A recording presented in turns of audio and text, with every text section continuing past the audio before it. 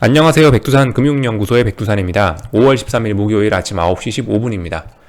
어젯밤 미국은 이제 제가 영상 녹화할 때쯤에 CPI가 발표가 됐죠. 소비자 물가 지수가 발표됐는데 그 소식이 나오자마자 일단 급락을 하긴 했습니다. 그래서 30분 봉 차트를 보면서 말씀드리자면 S&P인데 급락을 했었죠. 지표 나오자마자 급락을 하고 그 뒤로 이제 본장이 개장해서 1시간 동안 4120에 대한 어떤 저항 테스트를 했습니다. 저항 테스트 했는데 못 올라오는 게 확정이 되고 나서 그러고 밀렸죠. 저는 이제 이게 선반영, 이런 악재들이 시장에 선반영돼 있을 수도 있다라는 생각을 갖고 보긴 봤는데, 대략적으로 미국 본장 개장한 지 1시간 좀 지나서 한 11시 반쯤에 이제 그 생각을 갖다 버리고, 이거 미국 시장이 이거 마치 새로운 악재 아니면은 뭐 어닝 쇼크에 반응하듯이 그렇게 반응하는 것 같다라고 이렇게 생각을 좀 바꿨습니다. 그래서 실제로 이렇게 해서 S&P는 나스닥은 줄줄이 원웨이로 일단 하락 마감을 했습니다. 어젯밤 같은 경우는 이제 인플레이션 쇼크가 정말 좀 강하게 다가온 날이긴 한데요. 정말 어제는 약했습니다, 시장이. 그래서 보시면 달러가 급등하고 달러 인덱스가 급등하고요. 그죠? 달러 인덱스가 90.7 어젯밤에 0.67% 상승 마감했습니다. 굉장히 많이 오른 거고 달러가 급등하고 금리도 굉장히 많이 올랐어요. 금리도 1.625를 가뿐하게 돌파한 짝에서 이제는 어떤 그림이 나오고 있을까요? 이거를 무시한다라고 한다면 이렇게 상승 추세를 만들 수도 있을 거고 이걸 또 포함해야 된다라고 생각을 한다면 어쨌든 이런 식의 그림이 되겠죠. 하여튼 고점을 높여놨습니다. 여기 있는 고점을. 금리 조정은 일단 끝났겠죠. 일단 금리 조정은 끝났다고 보고 이번 5월달 같은 경우 일단 금리 올라갈 수 있겠구나라고 생각은 하긴 해야 되겠습니다. 하여튼간 어젯밤에 미국 10년물 국채 입찰 이벤트도 있었는데 인플레이션이 어쩌고저쩌고 하니까 누가 국채 사주겠어요. 그러니까 금리가 박살났다. 금리가 이렇게 많이 오르면서 채권 가격이 박살나면서 입찰이 됐다. 라는 내용을 일단 알 수가 있겠습니다. 동시에 이제 원달러 환율도 1130원 넘어서 이렇게 안착을 하고요. 이런 모습들이 나왔죠. 비트코인도 같이 급락하고 비트코인도 이제 우측 어깨 완성했다고 봐야죠. 여기 저점 낮아졌잖아요. 이제 확실히. 그죠? 그러니까 이제 비트코인은 이렇게 추세선 끌 수 있다. 우측 어깨 만들어졌다라고 볼 수 있겠습니다. 좌측 어깨, 머리통, 우측 어깨, 좌측 어깨보다 우측 어깨가 낫네. 이런 정도 볼 수가 있겠습니다. 그죠? 아무튼 이런 모습들이 나와서 어젯밤에 금융시장은 굉장히 많이 흔들렸다라는 거고, 이제 개인적으로는 어제 같은 경우는 이제 어제는 뭐라고 했냐? 어제는 상징적인 의미가 있다라고 했는데 오늘은 이제 상징적인 의미가 아니고 이제 신호가 발생했다라고 이렇게 말씀을 드리겠습니다. 상징적인 의미는 이제 어제는 이제 어쨌든 싸우는 구간이었기 때문에 이 구간에서 뭐예요? 이 구간에서 어떤 시세의 연속성의 가능성이 높아지기 때문에 음봉이 또 하나 나올 가능성이 높아지기 때문에 또 시장에 박살날 가능성이 높아지기 때문에 상징적인 의미가 있다. 삼성전자만 추세를 죽였지 삼성 아직 선물 코스피는 추세를 죽인 게 아니니까 상징적인 의미가 있다라고 이야기했지만 오늘은 신호가 발생했다라고 표현을 합니다. 신호 무슨 신호? 일단은 어제까지 코스피에 노란불이 들어와 있었다면 오늘은 빨간불 들어온 거죠. 지금까지 시장이 상승할 때 계속 초록불이었다면은 지금 이제 이런 박스권 구간에서는 노란불. 최근에 지수가 2번가량 폭등 시도를 했었는데 이때 정도는 초록불 정도 초록불 정도 들어왔다라고 이야기할 수 있었겠죠. 근데 보시다시피 노란불로 어제 바뀌었고 오늘은 중요한 라인들을 깨면서 빨간불로 전환이 됐다라는 거, 이런 점들이 좀 다른 점이라고 할 수 있겠습니다. 아침이니까 어쨌든 언론 급하게 말씀드리는데 말씀드렸다시피 이 고버스라든가 이런 선물이 중요한 라인들을 깨거나 돌파한착했기 때문에 이제부터는 눌림시 매수 이런 이야기를 강하게 할 수 있습니다. 그래서 솔직히 오늘 아침 갭상승에 막 따라가고 이런 것보다는 눌림시 매수하는 게 좋지 않을까라는 생각을 가지고 이제부터는 사실 엄밀히 말하면 추세 전환된 건 아닌데요. 그래도 추세 전환이 거의 될 거라는 가능성이 굉장히 높기 때문에 이제부터는 이 라인 2040원 이쪽부터 눌림시 매수라는 관점을 적용하는 게 어떤가 싶습니다. 원달러 환율은 어제 말씀드렸다시피 1128원이라는 자리를 돌파한착하면 한국 시장은 큰일 날 수 있다라는 말씀 드렸는데 그냥 시원하게 1130원대로 올라섰으니까 위험해요. 다만 이제 말씀드렸다시피 지금 이 아침 시세가 좀 과하게 진행되는 측면이 있기 때문에 뭐든지 눌림시 매수라는 관점을 적용하시는 게 좋지 않을까 라는 생각을 조심스럽게 일단 해보고 있습니다. 하여튼 이 기분이 좋습니다. 기분이 좋다는 게 시장이 폭락해서 기분이 좋다라는 게 아니고, 그 지금까지 이제 저의 어떤 투자 아이디어들이 있었을 거 아니에요. 이제 그게 시장에서 슬슬 현실화되는 것 같다라는 생각이 들어서 이제 기분이 좋다라고 이야기를 하는 겁니다. 시장이 폭락하면은 분명히 손해보는 사람들이 있는데 거기다 대고 기분 좋다라고 하는 건 아니고요. 아무튼 제가 기분이 좋은 건 어떤 성취감 이런 거죠. 물론 뭐 돈도 따라오는 거지만은 성취감, 네. 내가 생각한 게 맞아떨어지고 있다는 성취감. 전 사실 그거를 얻기 위해서 주식을 보고 영상을 녹화하는 거지. 돈은 그죠? 제가 뭐 영상에서 뭐 좋아요, 구독 누르라고 한 번이라도 한 적 있나요? 없죠. 예. 돈은 뭐 자연스럽게 따라오는 거라 생각하고 하여튼 그런 생각을 갖고 보고 있다. 그래서 뭐 기분이 좋다 이런 이야기를 좀 먼저 드리고 싶고, 인플레이션과 관련된 이야기를 뭐 어제 인플레이션이 워낙 셌으니까 이런 이야기를 좀 간단하게 하자면은, 그래요. 인플레이션이 뭐 어제 소비자 물가 4% 넘게 급등을 했는데 이것도 좋게 보시는 분들이 있어요. 인플레이션이라는 것 자체가 경제가 좋아지면 당연히 물가는 상승하기 마련이거든요. 경제가 야 너무 좋게 회복되니까 4.2% 급등하는 거야. 이거는 이런 걸로 인해서 급락하면 매수야. 조정시 매수. 그렇게 이야기할 수도 있어요. 그렇게 이야기할 수도 있는데, 저는 이제 이런 생각이라고요. 저는 소비자 물가 4.2% 급등의 원인이 뭐냐, 진짜 경제만 좋아져서 4.2% 급등한 거냐? 라는 거에 이제 의문을 제기하는 사람 중에 하나인 겁니다. 4.2% 중에 제 생각에는 한 4% 정도는 연준이 돈발로 만들어냈다라고 생각을 해요. 진짜 뭐가 좋아져서 4.2% 급등한 게 아니고, 돈을 2차 세계대전 무슨 전쟁, 무슨 옛날에 총력전 할 때처럼 그렇게 돈을 찍어냈잖아요. 그러니까 이게 소비자 물가가 4.2%가 급등한 거지. 그러니까 지금 뭐예요? 아직 경제는 다 회복되지 않았다라고 연준이 보고 있죠. 왜 회복되지 않았냐라고 보고 있냐면은, 연은 총재들이 하는 이야기가 뭐냐고요. 금리를 낮게 유지해야 된다라고 하고 완화 정책에 인내심을 가져야 된다라고 이야기 하잖아요. 왜 완화 정책에 인내를 가져야 되고 금리를 낮게 유지해야 되겠습니까?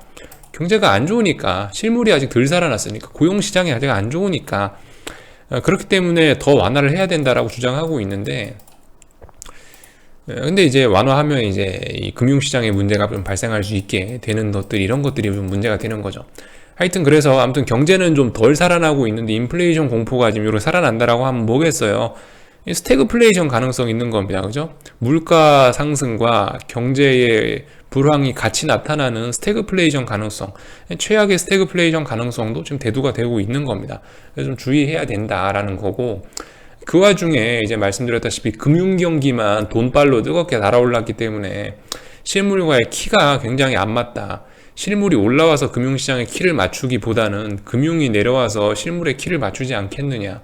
그리고 금융이 내려오는 사이에 금융발로, 지금 그나마 위에 올라있는 금융발로 해서 실물이 이렇게 죽지 않고 그나마 대롱대롱 위에 매달려 있는 상황인데, 여기서 금융이 꼬꾸라지면은 그나마 그 금융에 매달려 있던 실물 경제가 어떻게 되겠냐고요. 같이 추락할 수 있다라는 겁니다. 그래서 이제 금융위기 이런 이야기를 드리고 있는 거고, 하여튼 그래요. 그래서 스태그플레이션 우려 뭐 이런 것도 생각해 볼 수 있겠다라는 겁니다.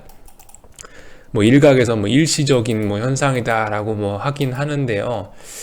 솔직히 근데 이게 약간 인플레이션이 좀 큰 흐름이 되고 있다는 생각이 좀 들긴 듭니다. 뭐 안 오르는 게 없다 뭐 이런 뉴스들, 네, 뭐 이런 것들 보시면 아시겠죠. 그러니까 요즘에 포스코 이런 게 강세인 게 원자재가 강하니까 오르는 거예요. 뭐 실제로 뭐 세계 경기가 좋다 이런 거라기보다는 뭐 포스코라든가 뭐 원자재 관련된 종목들이 요즘에 굉장히 강하게 오르는 게, 그냥 원자재 가격이 오르니까, 그냥 실제로 경기가 좋아진다기보단 돈발로 이제 원자재 가격 자체가 오르니까 그런 회사의 주식이 이제 많이 오른다, 이렇게 이제 좀 개인적으로 보고 있어요. 이런 현상이 2007년 금융위기 직전에도 이런 일들이 있었던 일들이고, 원래 위기 직전에 이렇게 원자재들 가격이 폭등하면서 기업들의 부담, 소비자들의 부담을 주면서 시장이 끌어내려졌었거든요. 실제로 주식시장이 먼저 꺾이고 나서도 원자재 가격은 한참 더 폭등을 하다가 같이 꺾이고 뭐 그런 일들이 일어났었기 때문에 이번에 이런 현상은 어쨌든 좀 자연스러운 것이라고 보이긴 보이고요. 그래서 아무튼 이게 요즘에 그 세상 흘러가는 거 보면 그 웃기는 그 말도 안 되는 수에즈 운하가 사고로 막히는, 그죠? 그런 일들도 일어나고, 또 심지어 원유 미국 파이프라인이 뭐 사이버 공격을 받아가지고 뭐 파이프라인이 막혔다고요, 그죠? 그런 이야기도 들리고, 이런 일련의 사건들이 이게 결코 이게 우연으로 일어나는 것 같지는 않다라는 생각이 듭니다. 이게 세상 일이 한번 이게 한번 돌아가기 시작하면 계속 그쪽으로 돌아가려는 경향이 있거든요. 그 와중에 어이없는 그런 해프닝이라고 할 수 있는 그런 수에즈 운하라든가 뭐 그런 뭐 원유 파이프라인이 막힌다든가 이런 일들도 어떤 자연의 섭리 이런 거라고 개인적으로 생각을 해요. 인플레이션이 가속화되려고 하니까 이제 그런 사고들도 일어난다라고 개인적으로 좀 보고 있는데, 하여튼간 그런 일 때문에 이런 일들 좀 계속 우려가 계속 뭐 지속될 수 있겠다. 이런 것 때문에 금리 오르는 것들 잘 보셔야 되겠고, 결과적으로 금리가 올라가면 부실 기업들이 왕창 무너지면서 좀 문제가 생길 수 있겠다라는 거를 좀 생각해 봐야 되겠죠. 아무튼 좀 잡다한 이야기가 길었고, 하여튼 미국 시장 어제 그래서 이제 솔직히 S&P가 지금 와서 죽었다라고 하긴 뭐해요. 왜냐면은 S&P 같은 경우는 신고가 썼다가 이제서야 어떤 숏배팅을 할 수 있는 근거가 생긴 정도이기 때문에 아직까지 S&P가 뭐 죽었다 이렇게 이야기하긴 좀 뭐하지만은요, 최소한 이제 S&P도 이제 안심할 수 없는 레벨까지는 일단 내려온 겁니다. 그죠? 미국 주식시장 S&P인데요. S&P 같은 경우 보시면은 얘 같은 경우 뭐 모르죠. 여기 어딘가 또 우측 어깨를 또 만들어내려고 할 수 있어요. 그러니까 아직까지 얘는 신고가 중에 여기 뭐 직전 고점이 여기 정도 되잖아요. 아직 이까지 내려온 것도 아니라고요. 다만 이제 4120을 붕괴시켰다라는 이야기는 여기서부터는 이제 좀 그나마 숏을 좀 해볼 만하다라는 겁니다. 아직까지 얘는 뭐 추세가 붕괴되고 그런 건 아니에요. 아직까지는 얘는 상승 추세 중에 있는 거고, 다만 이제 그나마 가장 강하던 S&P마저 숏 베팅을 할 수 있는 정도로 힘이 빠졌으니까 그만큼 그죠? 이제 시장에 가해지는 그런 무게감이 좀 더해지겠다라는 생각을 해볼 수가 있는 거고요. 4120을 다시 돌파한착하지 않는 선에서는 뭐예요? 이제 올라오면 매도 할 수 있겠다라는 겁니다.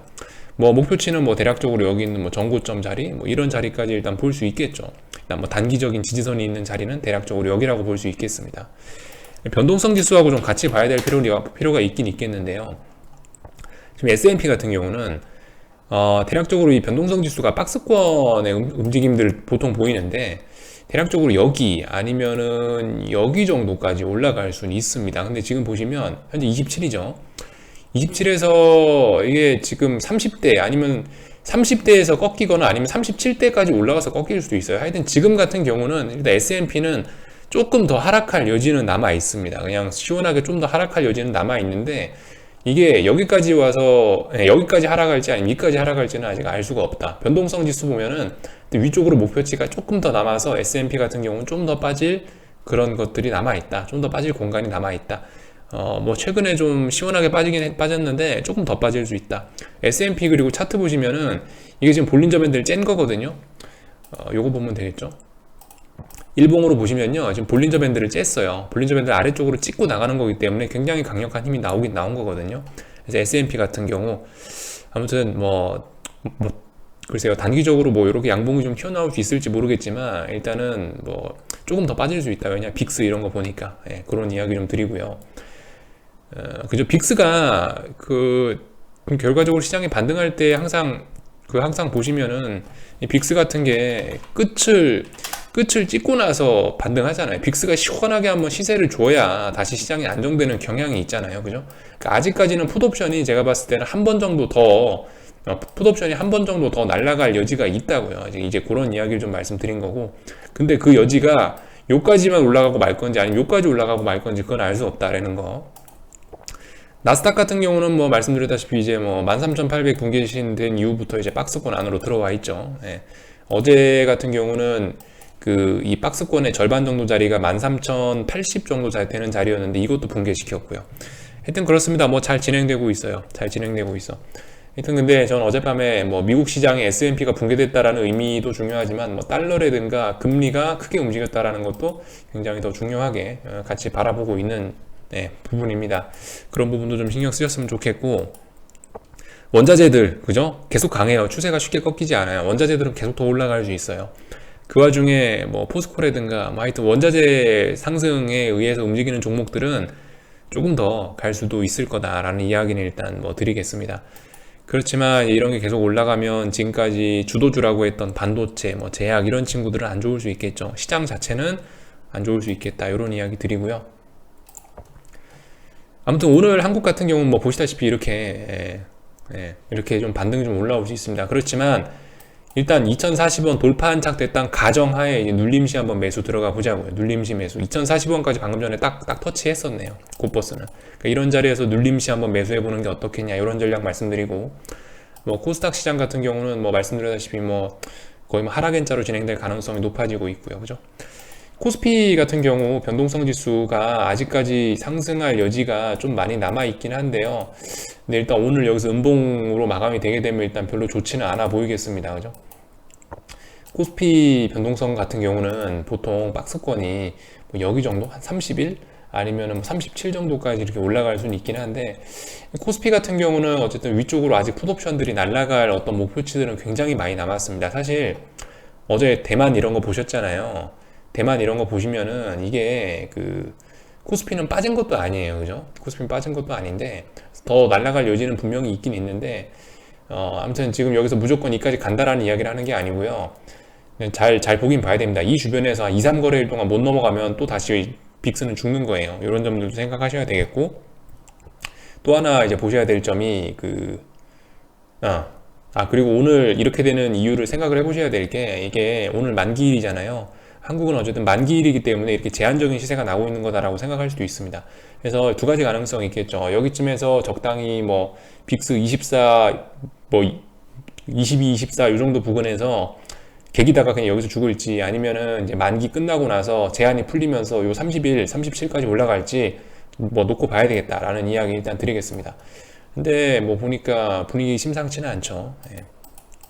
하여튼 오늘 말씀드리고 싶은 거는 그 1128원 환율 돌파 안착 하긴 했는데 너무 좀 단기간에 좀 세게 올라온 측면이 있기 때문에 살짝 눌림 나올 수 있다 라는 점 정도 감안하시고, 코스피가 그런 거 지금 잘 보여주잖아요. 고버스가 한 번에 2080원, 90원까지 올라가니까 눌림 나오잖아요. 눌림 나올 가능성이 있다. 2040원 붕괴시키지 않는 한은 눌림이다 라고 생각하고 눌림시 매수. 하여튼 오늘의 의미는 뭐냐면요, 오늘의 의미는 쌍바닥을 완성했다라는 거예요. 쌍바닥 완성했다. 쌍바닥을 완성했다라는 의미 정도로 보시면 되겠습니다. 2040원 붕괴 다시 시키지 않고 지키는 하에 쌍바닥을 완성했다라고 보시면 될 것 같아요. 그죠? 지금 요렇게 쌍바닥 이야기하는 거고, 고버스 쌍바닥 말씀드리는 거고, 2040원 돌파 안착하면 요 밑에 부분은 이제 지지력이 되니까 이쯤 지지력이면은 이제 쌍바닥이라고 할 수 있겠다라고 해서 지금 말씀을 드리는 거고, 예. 쌍바닥이 완성됐다라고 한다면, 여기서 쌍바닥이 완성됐다라고 한다면 다음번에 올라갈 때는 이 선을 넘어서 이렇게 올라갈 수 있겠다라는 가정을 깔고 이제 이런 자리에서 뭐 매집 이런 자리를 매수 이런 이야기를 드리는 겁니다. 추세 전환의 가능성은 굉장히 높아진 거예요. 코스피가 이제 죽을 가능성은 굉장히 높아진 겁니다. 고버스가 상승 추세로 이렇게 전환될 가능성이 그렇게 높아졌다고요. 그런 이야기 드리는 겁니다. 지금 여기서 그래서 쌍바닥 이쯤 됐으면 쌍바닥 완성됐다고 일단 보긴 봐야 되겠죠. 아무튼 2040원이 저항이었는데 이제는 지지가 됐습니다. 자, 그래서 아무튼 계속 지지할 수 있을지 이런 여부들 좀 살펴보시고, 아무튼 단기간에 이 속도가 좀 빠른 편이긴 해요. 그런 점들도 좀 생각은 하시긴 하셔야 되겠습니다. 갑작스럽게 무슨 일 잘 안 나거든요. 어쨌든 그러니까 좀 천천히 뭐 오늘만 장 열리고 내일 안 열리는 거 아니에요. 그러니까 아무튼 좀 마음 천천히 먹으시고, 뭐 못 샀네 아직 못 샀네 천천히 하세요. 천천히. 여기까지 하고 마치겠습니다. 궁금한 건 리플 남겨주시고요. 저녁에 뵙도록 하겠습니다.